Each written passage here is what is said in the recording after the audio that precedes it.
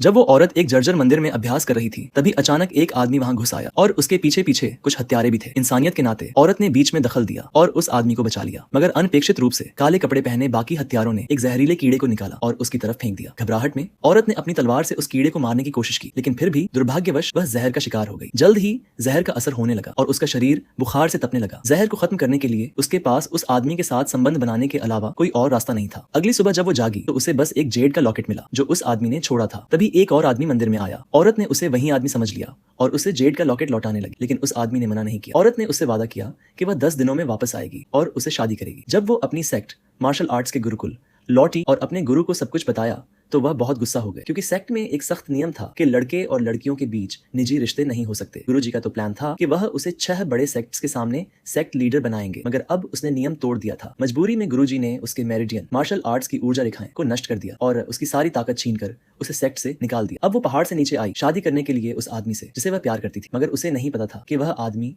असल में वही नहीं था जिसने उसे बचाया था। असल में जिस रात वह जागी थी, असली आदमी वहां से जा चुका था और दूसरा आदमी वहां से गुजर रहा था। उसने बेशर्मी से दावा किया कि वह लॉकेट उसका है और औरत ने उसे असली आदमी समझ लिया और उससे शादी कर ली। शादी के बाद औरत ने उसे अपनी सारी मार्शल आर्ट्स सिखाई और वह जल्दी ही उसमें माहिर हो गया। जल्द ही एक मार्शल आर्ट्स टूर्नामेंट होने वाला था जिसमें टॉप 3 को इंटरसेक्ट एल्डर बनाया जाता। आदमी इस मौके का फायदा उठाकर मशहूर होना चाहता था ताकि गर्व से औरत से शादी कर सके।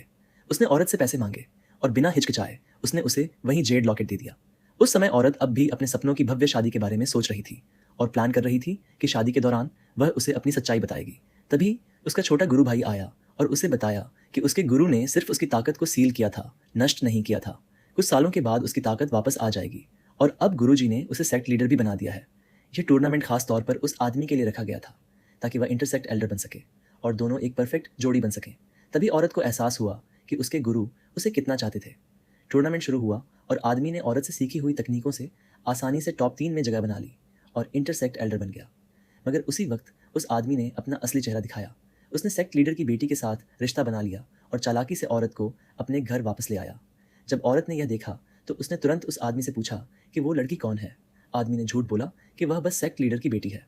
चालाक लड़की गुस्से में वहां से चली गई और आदमी ने औरत को बहलाया कि वह अच्छे से तैयार हो जाए क्योंकि वह उससे शादी करेगा। मगर औरत को नहीं पता था कि यह सब एक जाल था जो उस आदमी और चालाक लड़की ने उसे बेइज्जत करने के लिए रचा था।